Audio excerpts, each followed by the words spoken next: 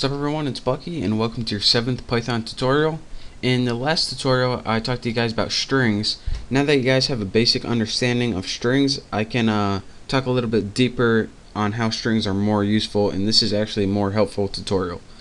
Now in the last couple tutorials I showed you guys if you printed out a string just like this, then it gave you a return value in single quotes. But if you printed it out like this, use the print statement and then put something like that, it wouldn't give you single quotes around it. And this is because when it outputs it, what Python does is convert your code to strings, but it does it in two different ways. Now just take note of that for now, and I'm going to show you guys how to convert to strings and actually why it's useful. In some applications, or probably the most useful function of why this is even important at all, is because a lot of the times you're going to want to treat a number as a string. So say you have a variable called num and it's equal to 18. So go ahead and set that variable equal to 18, and now you can do math with it, like num plus 16 equals 34. But if you want to use it in a string, like print and then put Bucky is whatever, we can just leave that. Typos, they're fun. Bucky is, and then we tried to add the number 18 to a string. Look what we get. So we can't concatenate a string and add it with a number, even though we want to output the sentence Bucky is 18. So instead of doing that, we need to find a way to change that number into a string, because now what Python is doing is saying, alright, we have some letters and we want to add a number to it. How the F do you add a number to letters? That's not math, that's not English, that's not nothing. So now we have to find a way to convert that 18 into a string. So what we would do is put num, and then we set this equal to not 18 but str, and inside that put 18. And what this does is say, alright, whatever we put for the number variable, take the string 18, not the number 18. Now press enter. Now instead of the value 18 as a number, it sees it as a string or just characters that it can output on the screen. Now if we try print and Bucky is, I'll spell it right this time, and then write num like that, we get Bucky is 18.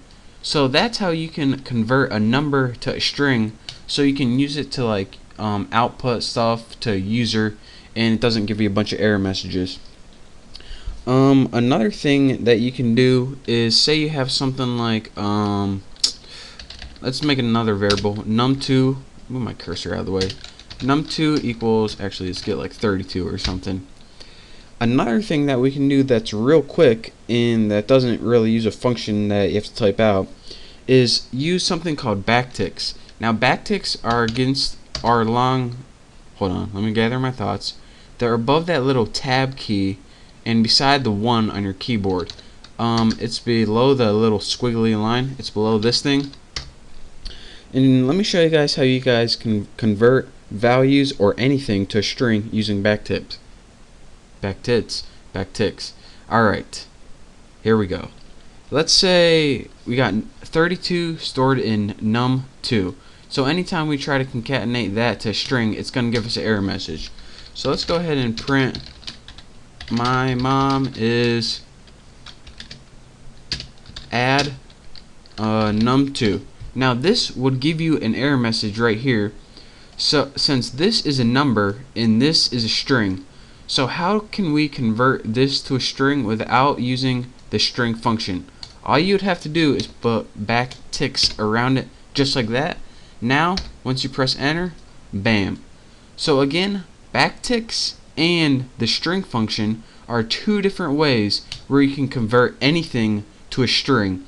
And again, this is useful because if you don't, it's going to try to treat this as a number and this is a bunch of letters, and it's going to try to treat this as a math operator, and you can't add numbers to letters. It just doesn't make sense. And one last one I want to talk to you guys about, this REPR function. This it's a little different than the string function, But for now, I'm going to just tell you guys that it does the same thing. That is, anytime you use the string, you can use this one right here, and it does the same thing. So again, string, REPR, and backticks are 3 different ways where you can convert crap to strings using Python. So that's your quick tutorial. This is going to help you understand the next section. So pay attention to this, play around with it a little bit, and I'll see you guys next time. Make sure to subscribe. See ya.